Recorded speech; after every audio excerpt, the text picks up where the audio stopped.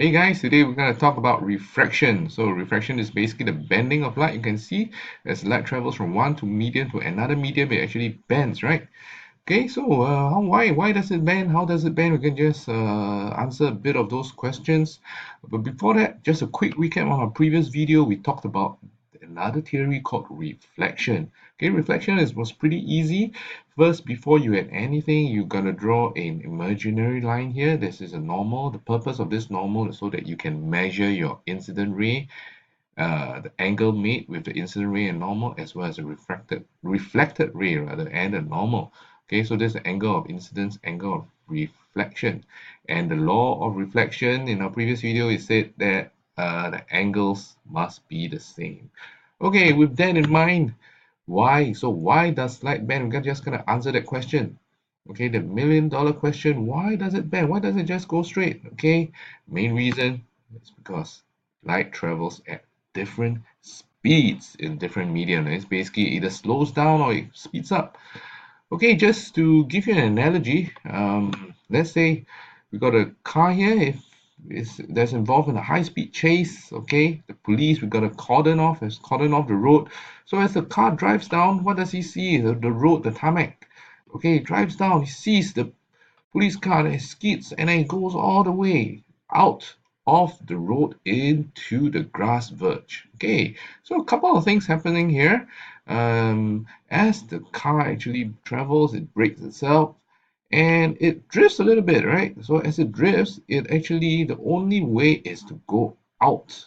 Okay, not you don't doesn't really want to bang into the police. So as it goes out, see what happens. Okay, it goes up, okay, in this direction just as it hits the grass verge, okay, you can see the right wheel actually touches the grass verge before the left wheel. So just as it touches, that means the right wheel will slow down and the left wheel will go a bit faster. So what does this produce? Produce a slight turning effect. Basically it drifts, right? So as it drifts, then what happens after that? Once it goes straight, it will go into the grass verge, and you can see it actually goes a little bit slower. So that basically about explains how does refraction actually occurs.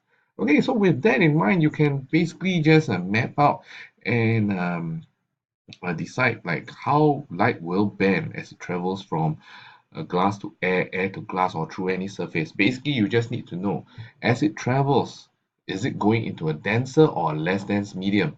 Okay, like the previous example, as it goes from a road to grass, grass is of course more difficult for the car to travel, so it's actually going into a less dense to a denser medium. In other words, the car is actually slowing down. So how do you say that this light ray actually bends? You can't say that it bends clockwise. Another way is to say that it turns right, but it depends on how your orientation is, right? So that's why when you say how this car moves, you always remember this imaginary line here. You can say that this line actually bends, this is the original path of the light of the car, it actually bends towards the normal, right? So same thing here.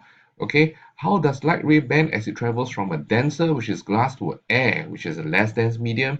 Denser to less dense, I mean it speeds up. So as it speeds up, you can see as the car goes down, okay, the right tire again touches it first, so right tire will go faster. In other words, it will drift a bit more away from the normal, so which is why the light ray goes away from the normal. What about from air to glass, with less dense to denser? So same thing, the right tire will now, as it enters glass, it will slow down. So the left tire actually pushes it a little bit more clockwise, which is going closer to the normal. Okay, with that, okay, we just want to show you a simple simulation here. We've got a refracted ray, an incident ray on glass, refract, refracted as well as reflected. But let's just look at the incident ray and reflected ray here, right? For every incident ray, let's say 16.1, we've got 10.6, 35.8, 22.9 degrees. For 60.4, 35.4. So you got a series of incidents and refracted rays, okay? If I want to note it all down, can you see any patterns? Well, it took a physicist, Mr. Snell, years of research to find out. He stared at these numbers, did many experiments, and guess what he came up with? Don't believe it, okay? It took many years, and I'm just going to give it to you in 10 seconds. All right, basically he tried all combinations, but and he realized if he were to sine the angle of incidence and sine the angle of refraction, he gets these values, and he would find the ratio. Do you see something similar here? That's right, it's all around 1.5. So you can actually plot a graph to find out that.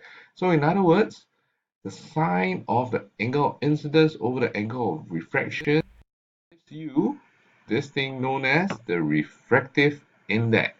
So refractive index is basically just a property of the glass or whatever medium it is here, okay? And you can actually find that by measuring the incident angle, angle of incidence, and angle of refraction here, based on this formula. And if you were to find the ratio of that, that actually gives you your refractive index. Okay, so hope you enjoyed this video. See you guys in the